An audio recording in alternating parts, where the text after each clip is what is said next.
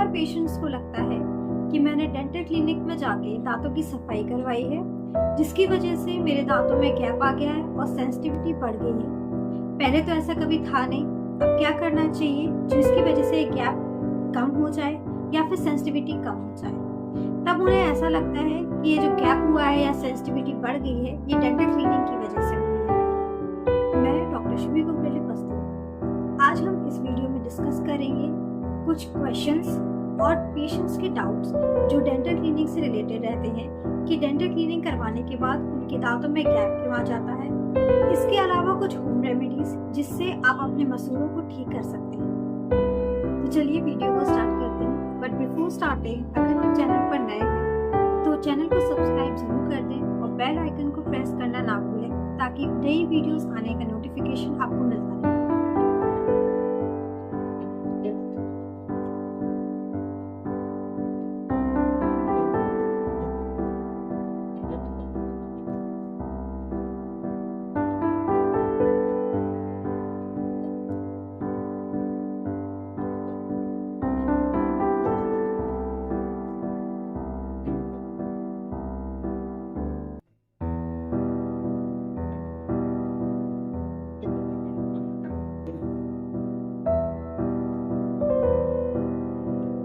सबसे पहले आपका यह जानना जरूरी है कि दांतों का स्ट्रक्चर यानी कि जो हमारे नेचुरल दांत है वो कैसे होते हैं। उनमें सभी दांतों में बीच में एक गैप होता है। गम्स के जस्ट नीचे और दांतों के बीच में एक स्पेस होता है जिसे हम इंटरडेंटल स्पेस कहते हैं। यह जनरली सभी दांतों के में प्रेजेंट होता है। दांतों के बीच के इन गैप्स को हम इंटरडेंटल स्पेस कहते हैं।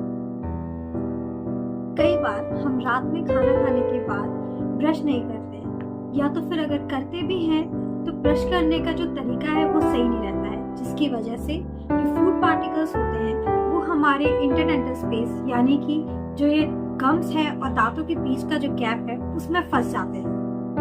अगर हम अपने दांतों की सफाई अच्छे से नहीं रखेंगे या सही तरीके से ब्रशिंग नहीं करेंगे तो जो फूड पार्टिकल्स है वह हमारे इंटरडेंटल गैप में या जो इंटरडेंटल स्पेसेस है वहां से हटेंगे नहीं, वहीं पर जमा हो जाएंगे, जिसकी वजह से वहां पर बैक्टीरिया इकट्ठा हो जाएगा जो कि हमारी हड्डियों पर, मसूड़ों पर और दांतों पर नुकसान पहुंचा सकता है। इन केसेस में आपको डेंटल क्लिनिक पर जाकर डेंटिस्ट से प्रोफेशनल क्लीनिंग करवानी पड़ सकती है।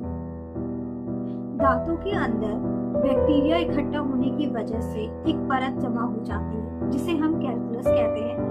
यह एक कड़क और सफेद कलर की परत होती है जो कि दांतों के ही रंग की तरह होती है, जिससे पेशेंट्स कंफ्यूज हो जाते हैं। उन्हें लगता है यह दांतों की ही लेयर है, तो यह दांतों की लेयर बिल्कुल भी नहीं है।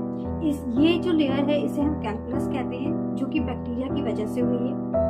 और अगर यह जो परत है वह काफी टाइम तक हमारे दांतों पर चिपकी रहती है तो यह हमारे दांतों के साथ साथ हमारे मसूड़ों को और मसूड़ों के अंदर जो हड्डी है उसको भी नुकसान पहुंचा सकती है। जब आप अपने दांतों की सही समय पर सफाई नहीं करवाते हैं तब आपके दांत हिलना स्टार्ट हो जाते हैं और पायरिया यानी कि पेरिडोंटाइटिस की समस्या सामने आ जाती है। तब आप अपने डेंटिस्ट से सलाह लेंगे तो वह आपके दांतों की सफाई करवाने की सलाह ना देकर दांतों को निकलवाने के लिए बोलेगा। तो दांत ना निकलवाने पड़े और आपके दांत मजबूत और आपके मसूड़े स्वस्थ रहें, इसलिए सही समय पर दांतों की सफाई करवाएं और स्वस्थ रखें। डेंटल क्लीनिंग में बेसिकली जो आपके दांतों के ऊपर कैल्कुलस की परत जमा है उसको रिमूव किया जाता है मशीन के द्वारा। जब आपके दांतों के ऊपर की जो परत है वो रिमूव हो जाती है तब पेशेंट्स को लगता है कि उनके दांतों में गैप होना स्टार्ट हो गया है या दांतों के बीच में गैप आ गया है।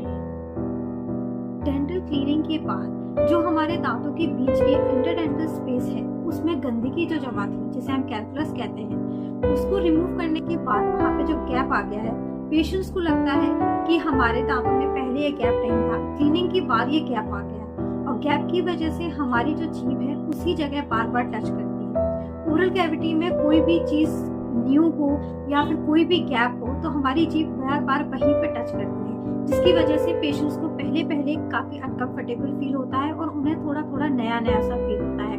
उन्हें लगता है कि डेंटल क्लीनिंग की वजह से हमारे दांत हिलना स्टार्ट हो गए हैं, ये गैप क्यों बढ़ गया है।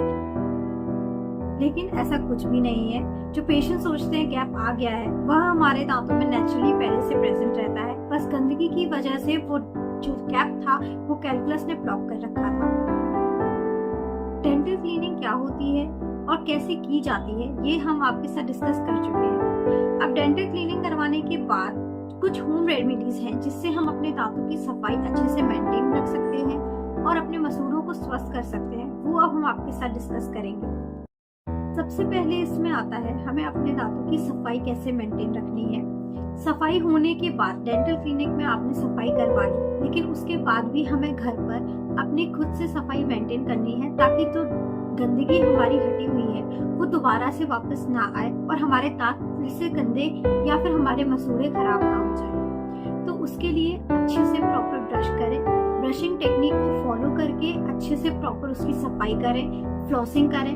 रात में खाना खाने के बाद अच्छे से कुल्ला करके ब्रश जरूर करें। हमारे दांतों के बीच के जो इंटरडेंटल स्पेस है उसमें आप अच्छे से ब्रशिंग करें ताकि वहाँ की सफाई अच्छे से हो जाए और कोई भी फूड पार्टिकल्स वहाँ पर ना रह जाए। ब्रशिंग करने के लिए आप अल्ट्रा सॉफ्ट ब्रश यूज कर सकते हैं। ब्रशिंग के साथ साथ हम बात करते हैं टंग क्लीनिंग की। टंग क्लीनिंग भी उतनी ही जरूरी है जितनी हमारे लिए ब्रशिंग एंड फ्लॉसिंग है। ब्रशिंग करने के बाद टंग क्लीनिंग की आदत आप जरूर डाल लें और डेली 2 टाइम टंग क्लीन जरूर करें। जैसे ही आप ब्रश कर लेते हैं, ब्रशिंग करने के बाद आप मसूड़ों की मसाज करना ना भूलें। जो आपके ऊपर के दांत होते हैं उनके जो मसूड़े हैं उनको आप नीचे की तरफ मसाज करें और जो आपके नीचे के दांत होते हैं वहां के मसूड़ों को आप ऊपर की तरफ मसाज करें। इस तरह से ज्यादा फोर्स से या ज्यादा जोर लगा के मसाज या ब्रशिंग ना करें, इससे आपके दांतों में डैमेज हो सकता है।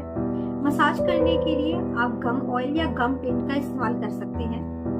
अब इसी के साथ साथ हम एक इम्पोर्टेंट पॉइंट आपके साथ डिस्कस करते हैं, वार्म सलाइन माउथ रिंस।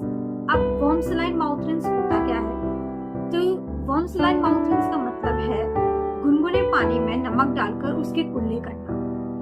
गर्म पानी में नमक डालकर आपको दिन में 2 से 3 बार और स्पेशली रात में खाना खाने के बाद कुल्ला जरूर करना है। तो इसके क्या क्या फायदे होते हैं? नमक में एंटी इन्फ्लेमेटरी प्रॉपर्टीज होती है, यानी कि इन्फेक्शन को कंट्रोल करने की प्रॉपर्टीज। जब हमारे दांतों में गंदगी जमा हो जाती है तब मसूड़ों में इन्फेक्शन होता है और नमक इस इन्फेक्शन को कंट्रोल करने में मदद करता है। दिन में 2 से 3 बार स्पेशली रात में खाना खाने के बाद आप गुनगुने पानी में नमक डालकर कुल्ले जरूर करने हैं। इससे आप अपने दांतों को और अपने मसूड़ों को स्ट्रॉन्ग, हेल्दी और मजबूत बनाए रख सकते हैं। So these are some basic informations related to dental cleaning। कैसे आप अपने दांतों की सफाई मेंटेन करें, कब आपको दांतों की सफाई जाकर डेंटल क्लिनिक में करवानी चाहिए और किस किस तरीके से और क्या क्या रेमेडीज अपनाकर अपने दांतों को स्वस्थ और मजबूत रखना चाहिए।